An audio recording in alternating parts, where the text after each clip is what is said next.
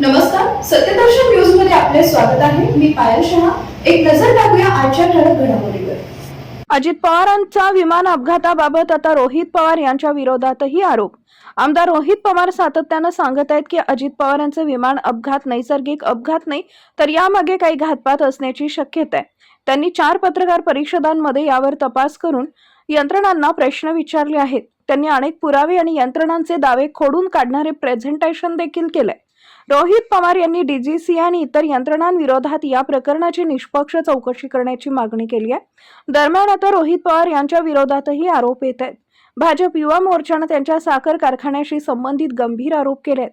कारखान्यातून निघणाऱ्या धुरामुळे बारामती परिसरातील दृश्य कमी झाल्याने हा अपघात झाला असण्याची शक्यता व्यक्त केली आहे।